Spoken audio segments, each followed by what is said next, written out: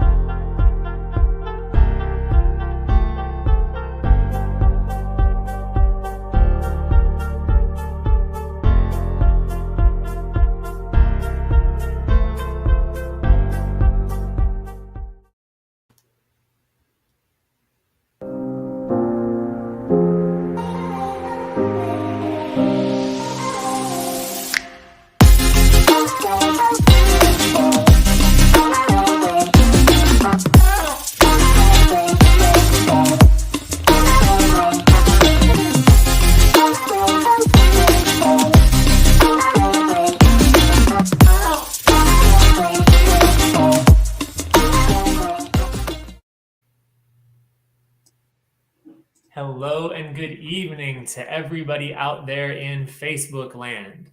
My name is Brian Profit, and I have the profound pleasure of serving as the Vice President of the North Carolina Association of Educators. And I'm here tonight with Amanda Garrison, NCAE's Instructional Advocacy and Policy Specialist. And we're coming to you live in the summer on a Tuesday night. And you could literally be doing anything else in the world right now, but you are choosing to be here with us to learn and to be connected with each other. We're so excited that you're here, and we're going to go ahead and get started because your time is incredibly important to us. That said, I'm going to go ahead and address the elephant in the room. You all came here to Tuesdays with Tamika because you were hoping to see Tamika, right? Unfortunately, NCAE President Tamika Walker-Kelly is not feeling well this week. So we've got two choices. We can either do this, and I will talk from behind Tamika for the rest of the event, or you have a less good looking and charming substitute in me for the rest of the evening, which I think is the decision that we'll make because it will probably be difficult to hear me from behind the Tamika face.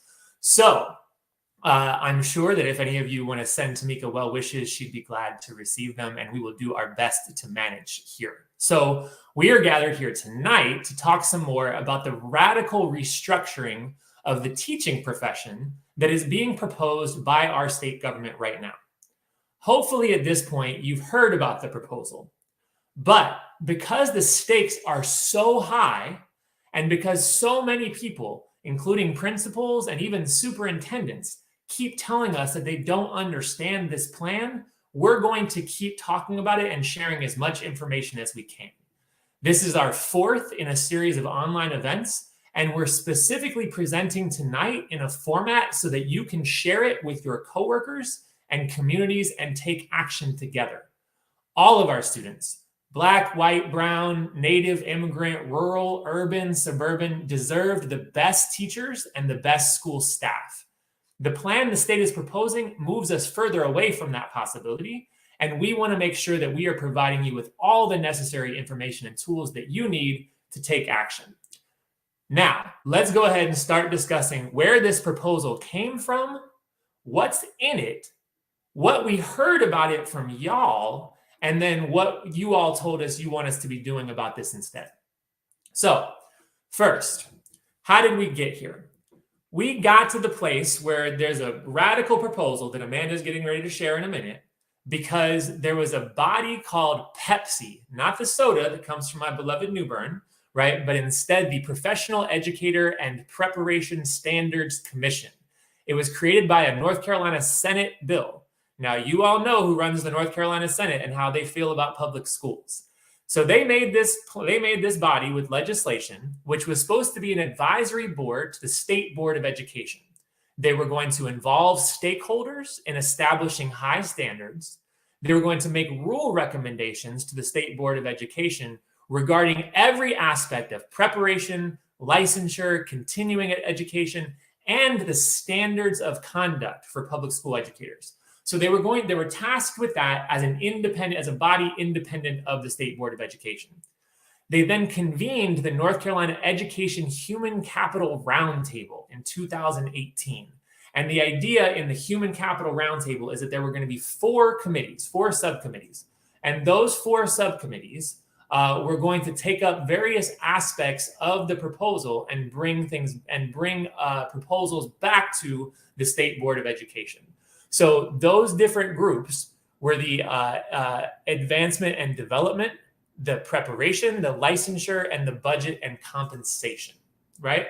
Now, all of this, to be clear, comes out of a bigger body called the Southern Regional Education Board, right? Which was a body established in 1948 that was about trying to figure out how to get Southern states to collaborate better with each other and make innovations in education.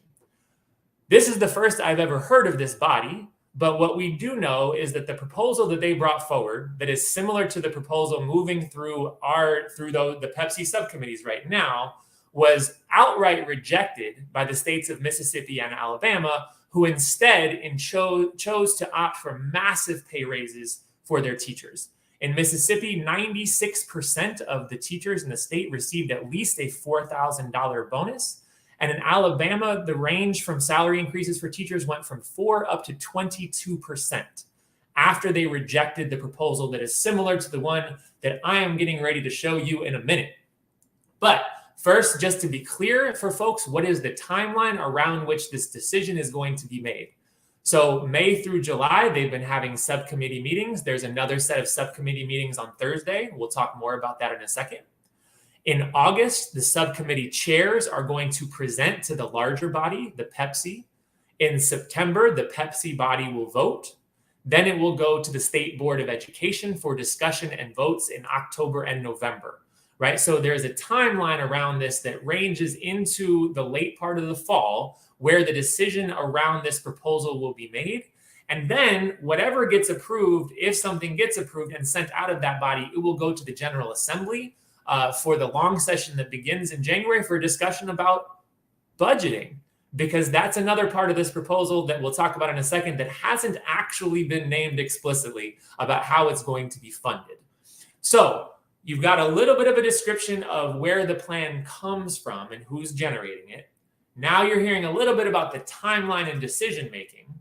And essentially, we want to try to boil down and help you understand what's in this proposal. And the top lines that we want you to make sure that you get is the current plan, the plan that we are currently living inside of the public school system in North Carolina, has pay and advancement tied to experience and education level, right? That is what has been used as a standard all across the country, y'all. Every state in the country uses a system that is based on years of experience and education level, because we know that more experienced and more qualified educators are the ones that can provide the best resources for our kids. The proposed plan ties educator pay and advancement to outcomes, to student outcomes, in ways that have never been enacted before anywhere else in the country. So when we say this is a radical proposal, y'all, we're not making it up. This is a radical proposal that is proposing a restructuring of our state's teaching licensure and compensation system that doesn't exist anywhere else in the country. And here's what it looks like. So Amanda's going to be really helpful in a second, but I suspect that some of you all have seen this diagram already. And it looks like an attempt by these folks to articulate in a simple way the different pathways and different processes in their licensure proposal. But most folks that I know that have seen this diagram, well, one, most folks haven't seen it. And the ones who have feel really confused after they look at it and don't really feel like it helps them understand this proposal any better. So our job here tonight is to help folks one more time get a little deeper into this diagram and this proposal and try to understand what this little leapfrog forest of weirdness that is going to lose our schools in the middle of it. Amanda is going to help us work through that. So Amanda, could you come on and talk to us about what that little diagram means? Thank you, Brian. And you're exactly right. It is confusing. There are lots of parts to that current proposal in that diagram. So, what we're looking at here is if you're new to the profession, current license right now, a standard one license, that's someone who's graduated from an educator preparation program, will get a standard one license. That's 3 years non renewable. You have to work on your continuing education units. You're going to, of course, look at your teacher evaluation instrument to see if you get to move on to the next level of licensure. And we also have the residency license. So that's a 1-year residency license. It may be renewed up to twice for a 3-year cycle. And you have to be in an approved educator preparation program and have a bachelor's degree. We also have a permit to teach emergency license and a limited license. So, and those are requested based on your school boards. Now let's go over to the right side of this proposal. And this is what's in that diagram now. In order, if you're new to the profession, and you might want to come in as an apprentice.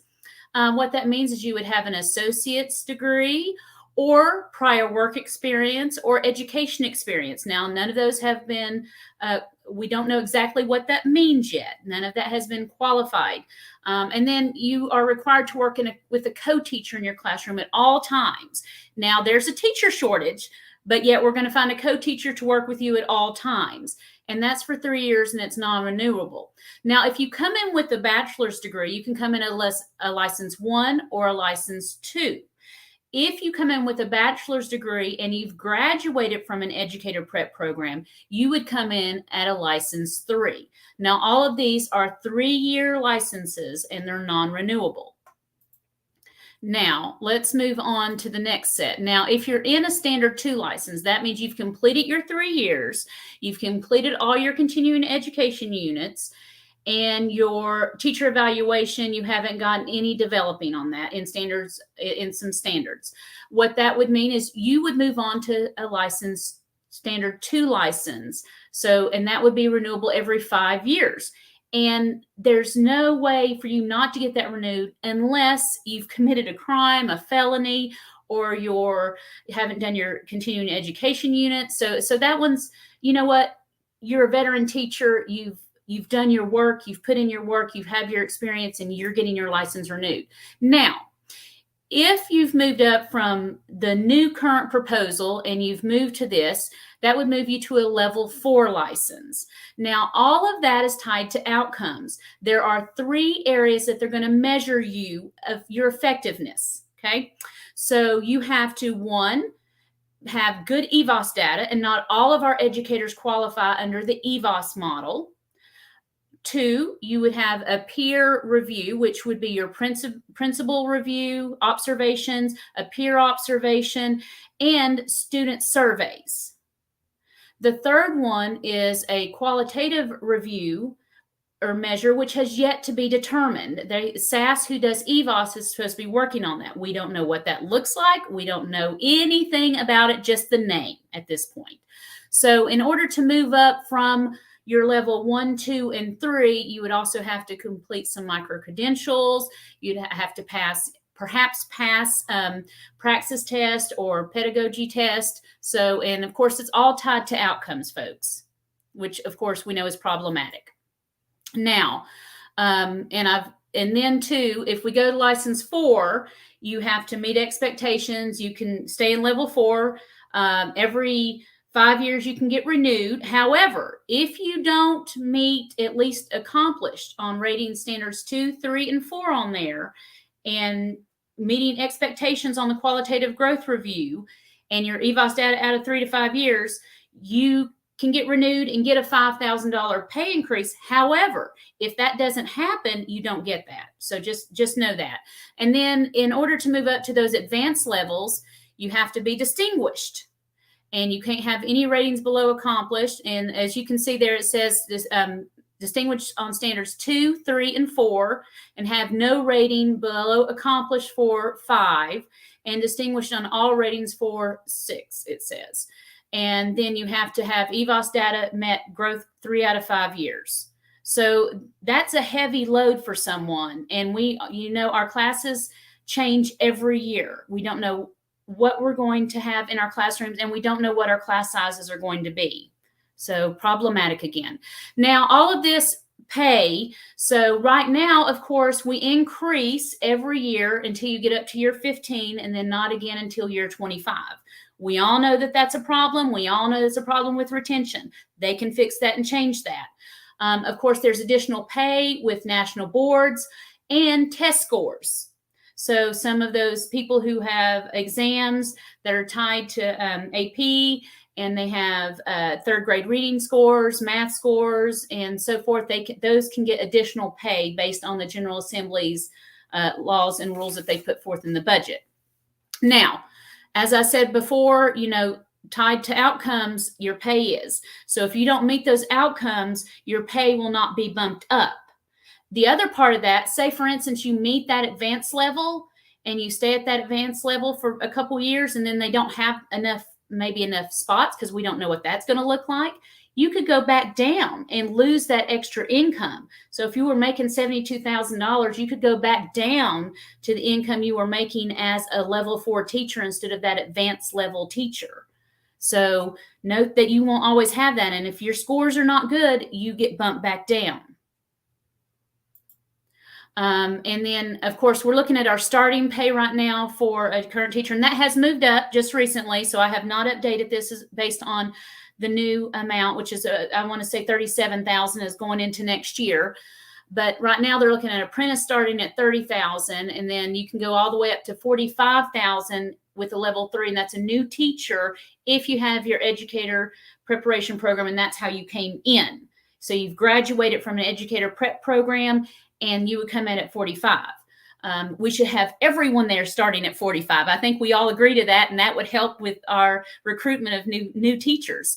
License 4, you go up to 56,000, and then again you get that 5,000 bump every 5 years if you're successful in your renewal. If not, and you unsuccessfully renew twice, you don't get a license. It's done, folks. So that's, of course, if we're looking at our teachers in that top tier, what does this mean for them? And then, of course, job security. I've hit on that a little bit. So we have 1-year contracts for the first 3 years tied to outcomes. Right now, we get our renewals based on our CEUs and our evaluation. So if we're doing a good job, folks, and we're completing our continuing education units, then our license gets renewed. On the other side of that, if we're looking at merit-based pay, we're looking at merit-based licensure renewal too. So if we're not meeting the outcomes of those students and it's tied back to all of those growths of measurement, then we don't get our license renewed. So again, problematic. So right now we have teachers who have career status, and then we have contracts. So anywhere from 1 up to 4-year contracts. And of course, again, those are tied to your evaluations and your CEUs.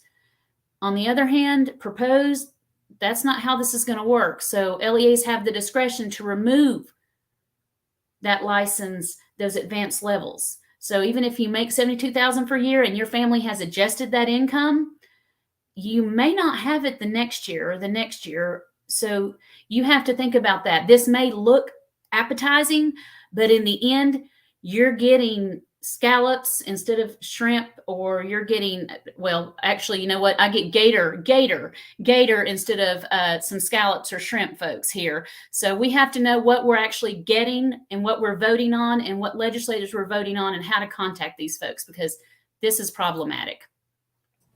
Because we want shrimps, right, Amanda?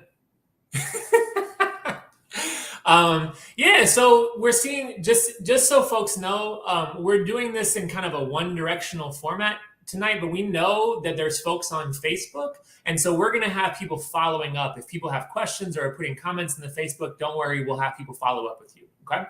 So they created that plan, right? And again, if you remember going back a few slides, right, part of the task of Pepsi was to get feedback on the proposal and engage with stakeholders, okay?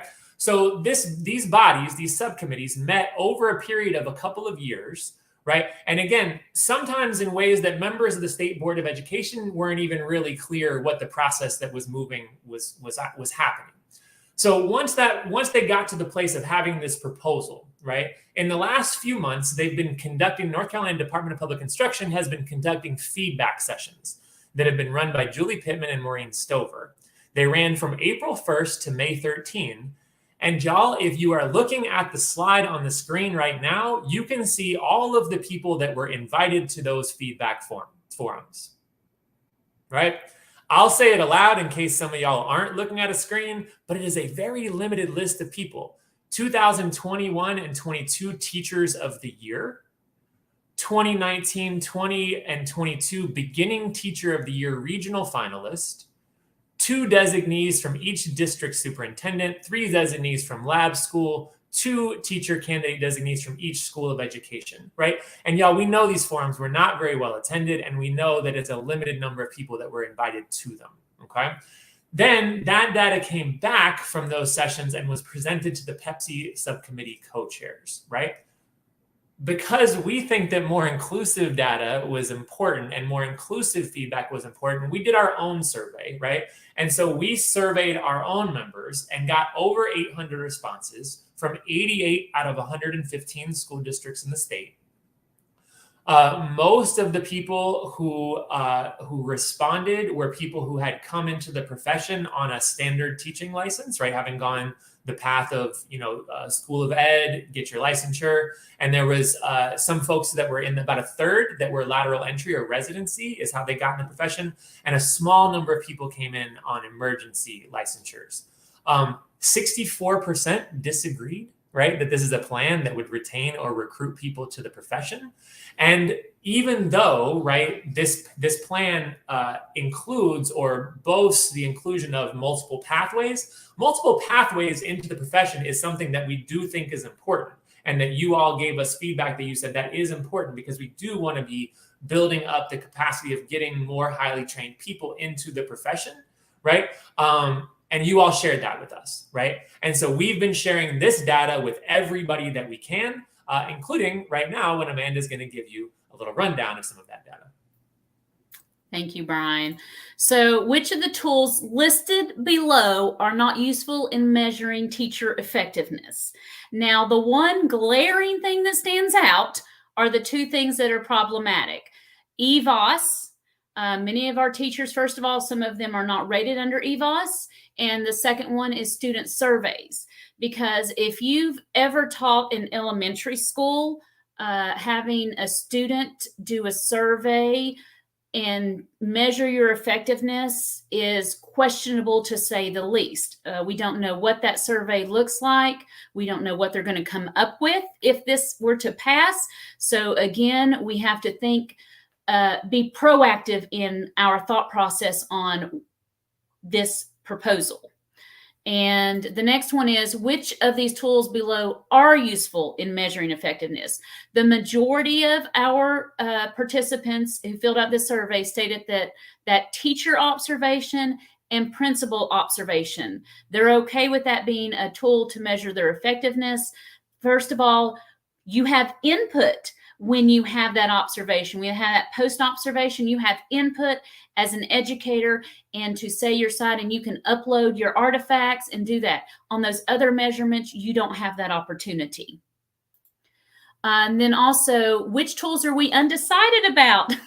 Shocking that it was a qualitative measurement review, because we do not know what that looks like. We have no clue, and I've already said that before, so I'm not going to pound that into the ground, but we know that if it's going to look like EVOS, it's going to be problematic. And by the way, if you've reached that advanced level, there's a possibility that you could be measured on this qualitative measurement based on how you are supporting and mentoring your teachers that you're co-teaching with or mentoring. So think through that as well. And I think, Brian, it's to you now. So Brian's going to talk about the SEL here, the sweet, sweet SEL, right? Yeah. So here's the thing. If they're trying to radically restructure how we do this, and most of y'all have either never heard of their plan or you think it's terrible, then they've got an uphill battle. And they know that, right? And so the overwhelming majority of people that we've been talking to are either deeply confused or opposed, right? And so what they've refused to do is have a conversation about how the last 15 years of anti-public school policies in our state produced many of these problems in the first place. And that's something that you all know, and that's something that they are not talking about, which makes their job of convincing you all to believe them that this system is good is even harder. As a result, what they have done is they have started a coalition called Uplift Ed to win public support for their plan. They hired a Raleigh-based marketing firm called Eckel and Vaughn in August of 2021. And they have been looking at how to use former teachers of the year and other notable figures to convince the public that this proposal will play out. Now, we know a lot of this stuff because shout out to our very own super sleuth, Justin Parmenter, who's been doing great work with making freedom of information requests and has been able to pull out and reveal some of these discussions about this marketing plan where they are trying to sell the public on a plan that they know we don't actually want. So here's an example of language that was from this marketing plan, right? And discussions and emails about how to sell this. Try avoiding phrases that emphasize the plan's complexity or the burden it may place on districts to manage. It is in our best interest to always speak about the plan in a positive manner, emphasizing its benefits rather than pointing out possible complications. Y'all, they know that there are cliffs waiting here. They know it is confusing. They know it is problematic. And so they have hired a marketing firm to do the work of trying to convince the rest of us that this is a good plan. So those folks make plans, but we do too, right? That's our job, is to figure out how to build a movement and build energy for the things that our students need and deserve and the things that you need and deserve to give them those resources, right? So first, because people don't know about this, we're asking everybody to share this Facebook post, share this live event, share it with folks, get the information out. Also, put your phone up to the screen real quick, and you got to frequently asked questions that you can download, get on your phone right quick, and pass those around. All of y'all that are in the question, that are in the chat saying, I didn't know about this, my coworkers don't know about this, share this information with them broadly, right? Secondly, if you aren't a member of NCAE, y'all, this work of sifting through, doing this work, building organization, building power, building momentum to try to stop these powerful folks from radically restructuring our profession and taking our schools from us, that work requires organization and resources, right? And so there are thousands of your coworkers all around the state that are already members of our organization, right? That are joining together to build power with each other to get the profession and the schools that we need. And we're asking you all to do the same, right? The more of us that are in the organization, the more of us that are active, the more of us that are playing a role in solidarity with each other, the harder it gets for them to confuse us and trick us with these kinds of proposals, right? And this coming Thursday, we're going to be taking even further action, okay? So the Pepsi subcommittees are meeting this Thursday at 9 o'clock in the morning. So this is a term that for some of us Gen X folks and older, we are learning it, we're getting used to it, but we're going to have a tweet storm, y'all. And so what that means is you're gonna log into your Twitters on Thursday morning at 9 o'clock, and you're gonna use the hashtag Experience Matters for NC. Experience Matters for, the number 4, like Prince would do, NC. And you're going to let them know that our students deserve the most qualified educators and that those qualified educators deserve respect. That's going to be Thursday morning at 9 o'clock. We're hoping to blow up Twitter and make sure that everybody on the Pepsi subcommittee is hearing from us and is knowing our feelings and our positions about this proposal to radically restructure our profession. Okay?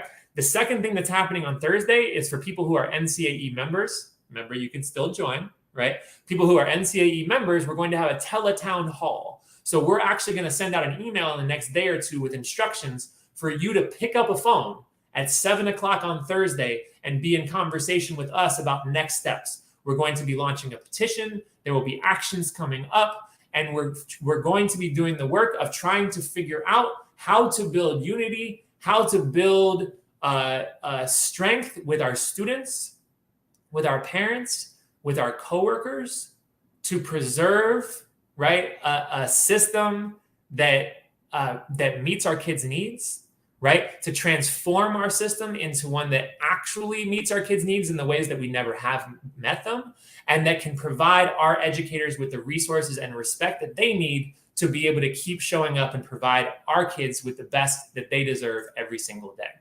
So we want to say thanks to you all for being here this evening, right? Remember, Thursday morning, 9 o'clock, we're hitting the Twitters. We're going to be on our tweet storm on Thursday morning.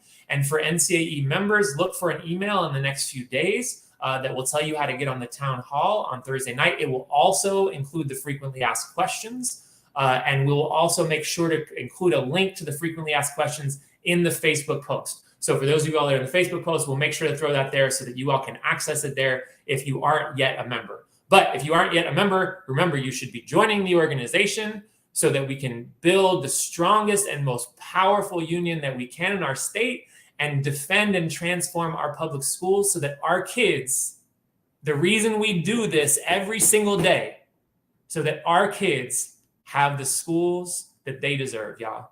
That's what we're here to do. That's what y'all came on this call for 30 minutes tonight to learn. Please share this information with your coworkers. Please take action with us on Thursday. Y'all could have been anywhere in the world tonight. You were here on this call with us. We're so grateful. We're so committed. We're standing in solidarity with you. And let's go. Let's push y'all, and let's get the proposal that our kids deserve and that we deserve to be in the classroom with them. So thanks, everybody. Thank you for the work that you do with our kids every single day.